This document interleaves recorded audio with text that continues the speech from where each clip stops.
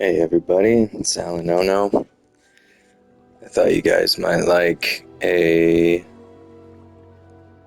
detailed explanation as to why I did the things I did in my room of requirement.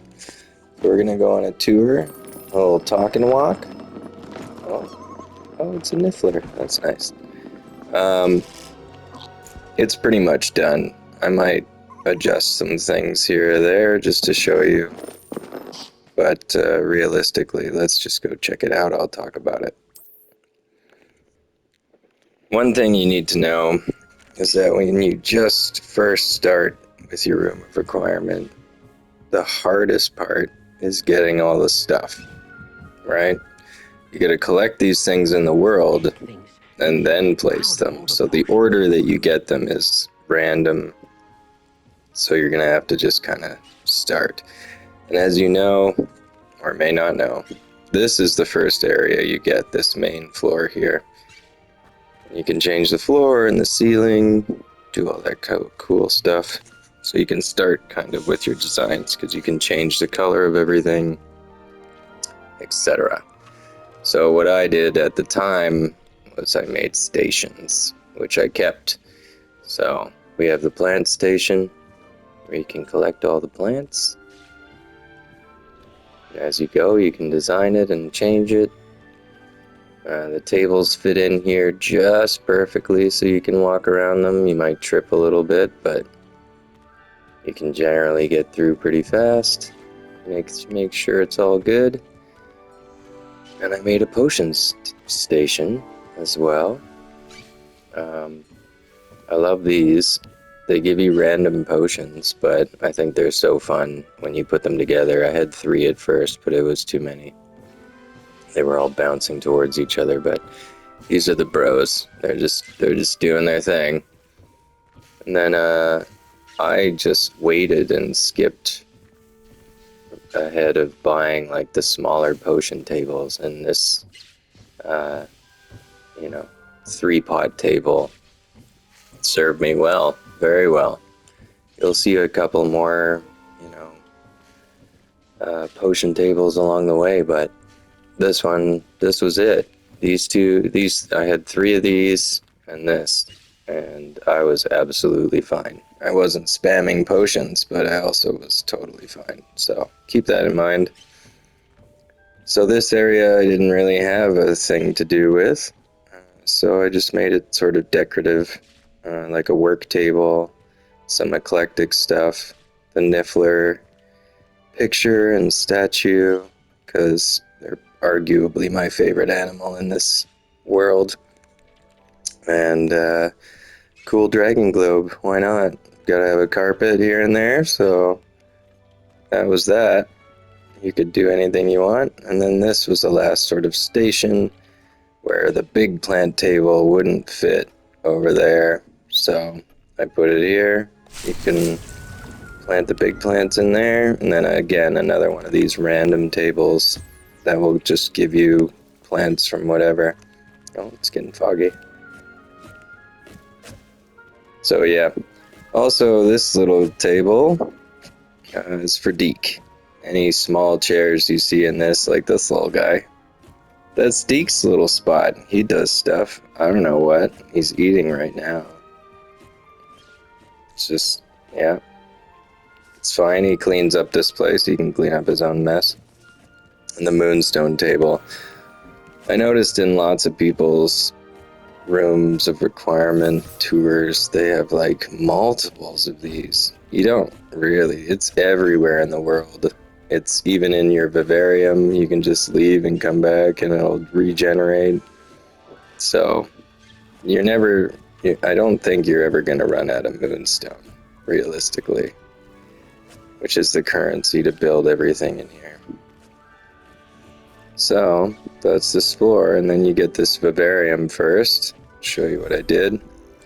Some I'm happy with, some I'm not. This was like, hey, let's see if I can build a castle. So I put a bunch of these together to see what would work and what wouldn't. And this works. I tried to make focus points, so when you walk in, this tree is very important in the middle. if you're somebody who cares about things that are super centered and stuff, I'm sorry, not a lot of this is, but it works. And you can go up them, you can connect things, make walkways, but when it gets to like these points, you're gonna have to like jump or finagle your way over. But you can. The one thing that I figured out is that you could make this sort of half roof ruined piece, but you slide down it. So I land. Usually I land on this thing, but yeah. Feed the animals. Hello, hello, hello, everyone. Put a little house. Got some beautiful big trees here to mark the sunset because I think it looks great. So lighting is a big deal for me. And I love the way everything lit up. Oh, look, moonstone, see? Look at how easy it is to collect. Wachow. Give me that one too, why not? So, don't worry about the moonstone. I like these bugs. Forget what they're called. So I made a bunch of them just out by the water here in the sunset. I think it looks good. Most of what I did was because I think it looks good.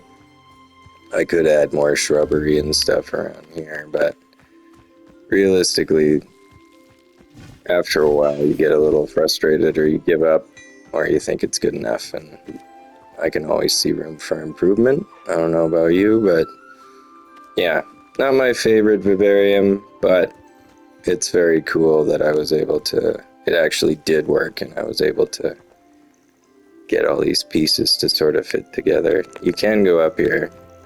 I'll show you. And you can get a nicer view. So yeah. You can kind of see down into the courtyard. So that was the idea. Make a courtyard with some ruins, sort of overgrown. And there it is.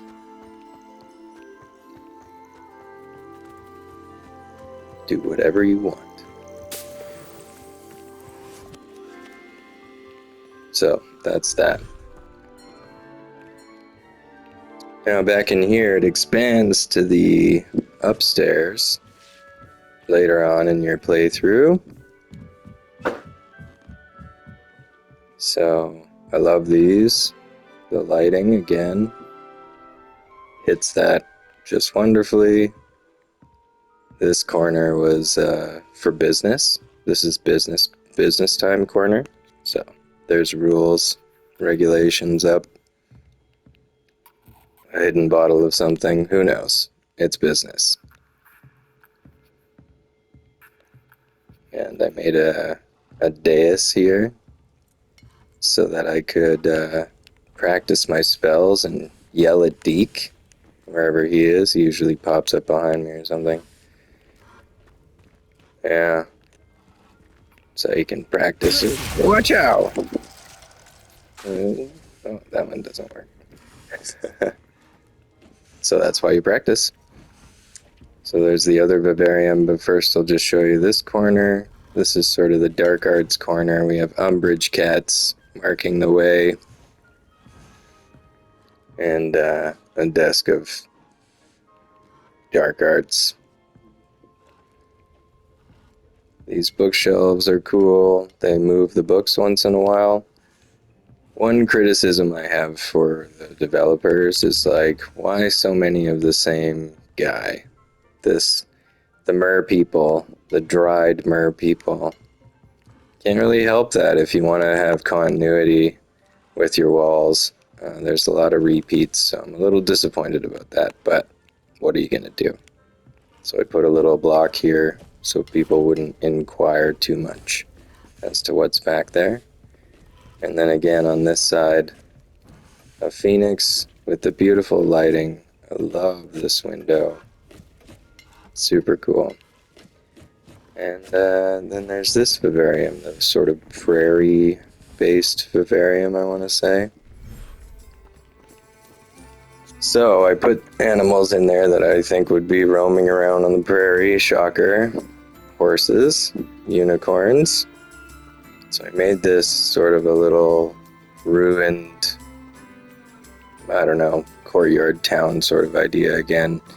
These red brick ruins are already there, and so I expanded on that in this corner by just adding the stuff that we collect as a player, which is red brick as well. So I just put up sort of some ruins that would complement that idea in the background. I liked framing things, so I framed the pen for the animals to multiply. And again, I like sort of a one big tree idea. There's a gazebo in the background, added some more trees and rocks, and just did the rubble sort of until it was gone, the bricks, I mean. And you come around, we got one of these, because I like it. Lots of this because I like it. One of these stones. And this was sort of the water source, I thought, because there's that pool over there, but I just thought this was a very cool fountain as well. And obviously a unicorn fighting a werewolf. The unicorns deserve to be here, along with these things. And the one phoenix you get.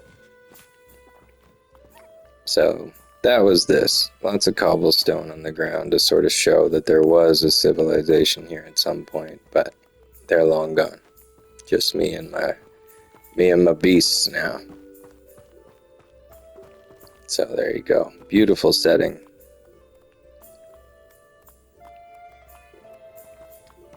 That's about it. Not my favorite, but still does the job and is pretty aesthetically pleasing. So let's roam over here to the other side. It's this awesome nature statue.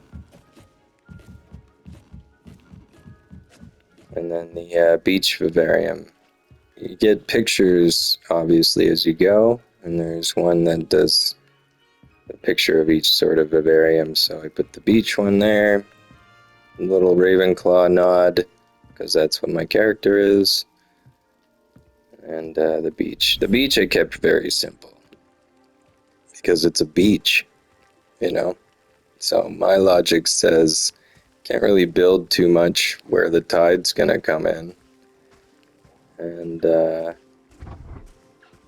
obviously the Lord of the Shore is here. Makes sense. So again, tried to put animals here that would enjoy the beach. So lots of flying creatures, and then the graphorns. Yeah. So that's where they get fed. Just a little pen with some pumpkins. There's one of the stones over here with a nice little anvil. A little fire plinth. And obviously they have tons of space to fly around or whatever. I added a couple of trees here and there. And this hippogriff to mark the hippogriff crossing here. And then this is where I would hang out. So we have a couple of, these bug hive things. Sorry, you're gonna be mad if you're a fan of Harry Potter and I don't know the names, but I can't remember it all. And then a nice gazebo for the beach, of course. Some sitting just for me and Deke. And then I put this sort of central piece with fire plinths. Hey man, just coming to check it out? Yeah? And a tent, of course. A tent. Because I don't think you want to build a house here with the water so close. So, very simple. Beach. There's moonstone in the background. Just like every level. Oh, also keep in mind that there are treasure chests in every one of these vivariums with, walls or furniture or something that you could put in as well. Oh, big boy. We'll see ya. So that's the beach. Very simple. Um, Lots of space for the beast. So, coming back in, we got this hallway crossing here, one of my favorites. I put the telescope here because this is a large window. Makes sense. A lot of people put their telescope just somewhere, but shouldn't it be pointing out a window? You know what I mean? And then this is sort of a eclectic, sciencey, gamey hallway. So one of the games is here, and then it sort of gets into herbology and plants. I love this window. I think the lighting of this window is really cool. Plants, another snap game, like a memory game. And then we turn out, and again, you see more plants. So the idea was to create a plant corner as it transcends along the hallway. And then it sort of bursts out here. And there's plants all around. Statue of the toads. And obviously the swamp. Because, again, plants. So there's the swamp picture, like I talked about. And we'll go into the swamp. So this is arguably my favorite vivarium job that I did. Because I created this whole forest. And if you're going, but why though? It actually took less time than I thought it would. And the results are very cool. Look at this. If you go into a blank swamp and then you take a look at this one, you'll have an idea of what I did, which was a lot. I started with the trail that I wanted and landmarks, like this cottage here in the forest. So cool. And I continued on, so there's a little sort of settlement area. Hello, Harry. And yeah, this is just all forest in here. It took me a while, but not as long as you think, just to let you know. Made a nice opening here for where they eat and they can play. You can explore all around, like you can go back here. There's eventually a wall, but oh look, moonstone, shocking. Look at that. Lumos. So, I put lighting in certain areas to sort of mark them off. And you can slightly see them from afar through the forest, which is very cool. The other path that I didn't take at the beginning ends up here. You can go in here. But again, I don't want to ruin it. You just explore the way you want. So yeah, like I said, I just wanted to create an actual forest, see if I could do it, and you absolutely can. Excuse me. There's a statue hidden in the forest. Thestrals get to fly around in the dark, they love it. There's mooncalves in here, some toads. So, again, I put animals that I thought would make sense. I know unicorns are supposed to be in the dark, but they look so much better in the prairie. So, there you go. Think of it what you will, but I love this one. I love the forest. Very cool. And again, I tried to make it realistic where these white alder trees are closer because they generally grow on the outskirts of forests. And then as you move in, there's bigger and thicker trees. So that was the thought behind that. And then different bushes sort of everywhere in different sizes, and trees in different sizes as well. And that's what it created. Takes some time, but totally worth it in my opinion. My favorite one. Okay, so those are all the vivariums. Let's take a look downstairs. You get so many pictures in this game as collectibles, so I just took one of each and put them down this wall in sort of an orderly fashion. Except for this lady, she had to be laying sideways, so she gets her own spot. But yeah, so they get to go there, and then the sort of curiosity pictures are on this side, um, which is also cool. Then you walk in, you've got these big stationary boys guarding the entrance to the lower half. So this is the major second part that you get, except it's smaller than this.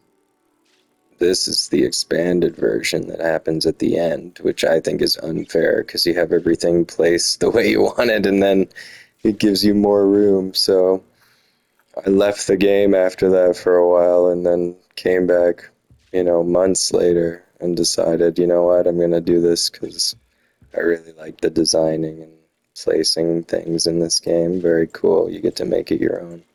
So let's talk about it. Again, lighting was a big deal. So I chose this ceiling because it creates the coolest lighting effects you'll see in a moment.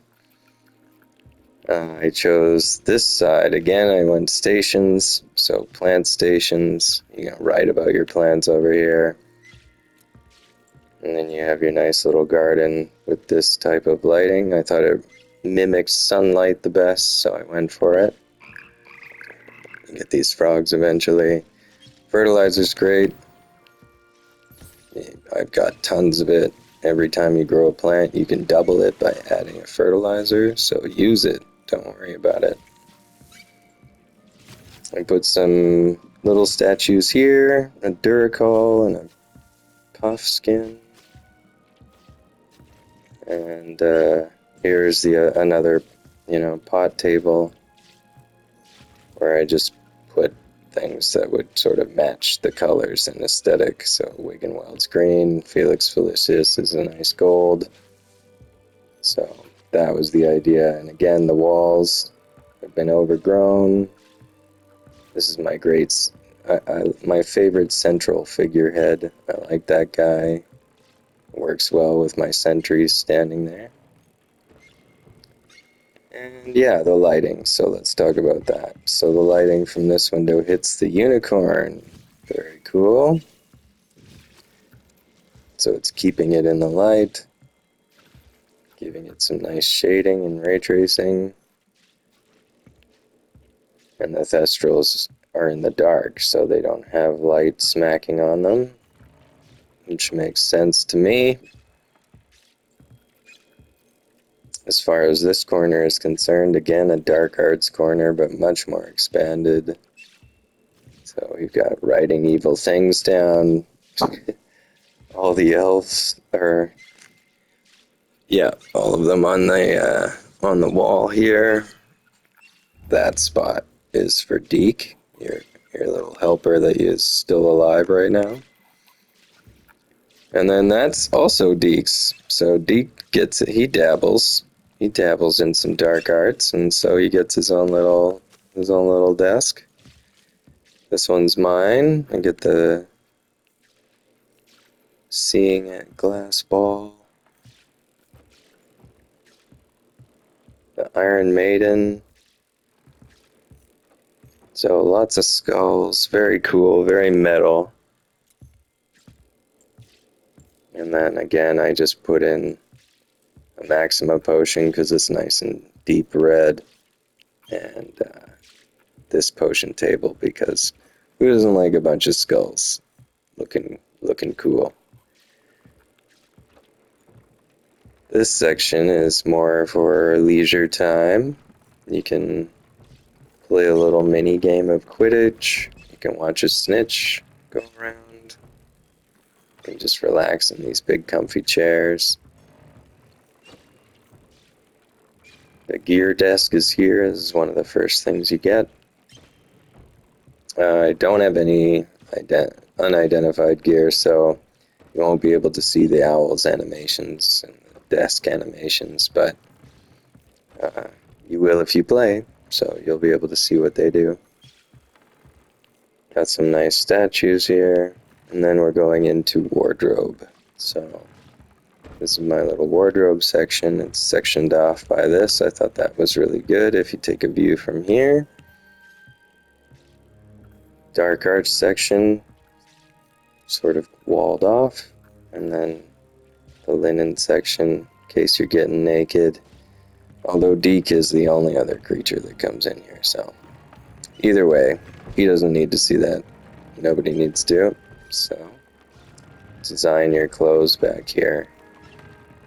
And there's a nice shelf there. And Quidditch trophies and notices behind there. Because you're moving on to the homework section / chess. So there's wizard chess. You throw all your homework down on this table. You can chill out with your friends that don't come in here because it's not their room of requirement. So Deke, you hang out with Deke. He does your homework for you. So another statue, a nice globe, the grandfather clock with the mini bros, just making sure it tells time, doesn't stray. Got the kitties, some nice pictures, and then arguably mine. A lot of this was built just around this because of the lighting. I love this hippogriff statue. I made the backdrop gothic so it would look even more statuesque.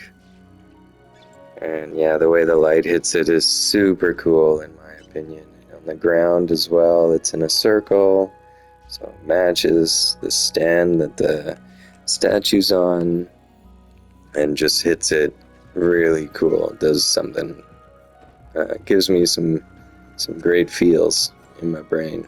I love that. And of course, we can't forget about the Graphorn, the largest statue in here. Arguably. I don't know, I guess that's pretty big. But the Graphorn, I put a little bench like if you were in a museum. And he's just... I started with a smaller one, but it doesn't make sense because they are this big or bigger. And so I did end up eventually finding a nice spot for him. So here we go, we can take a central look. The floor also breaks it up because there's wooden floor and turns to marble. So that's why I did what I did. I wanted to make it as symmetrical as possible.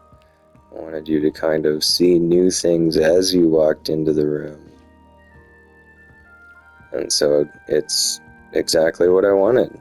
You're looking to the left and right and you're seeing all these beautiful things that you can take a look around. So that being said, for themes, this gothic theme in the red goes very well with this area. So dark arts area, plant area. As you can see, the plants have grown up through the walls, but eventually it stops here, and this is sort of the studious area where you're getting things done. Same with this, just lots of references and homework and things like that to use over there. The Erumpen horn on the wall, of course. It sounded pretty big in the books, so I made it big. And just the aesthetic here, having these great tall windows overlooking all of the beautiful things that you put in the room. So there you go. Like I said, there's a reason behind me doing all these things. You won't have the same reasons. Maybe I've given you some reasons to change some things or make things in yours. But again, purely inspirational. This is just something I'm showing off because I'm proud of it. I'm sure you'll have fun and also frustration trying to place all your things in your room of requirement to make them symmetrical. Because it is a bit tough, so be patient with the placement mechanic. It will get you here. This is completely vanilla. There are no mods. I'm on PS5. That's all there is to say about that. You got anything to say, Deke? You've made marvelous improvements here. Wow. Well, thanks, man. I really appreciate you saying that. I like my improvements as well. So there you go, folks. The talking tour. Hopefully I explained why I did the things I did well enough for you. You got questions? Write to me. I'll probably answer you.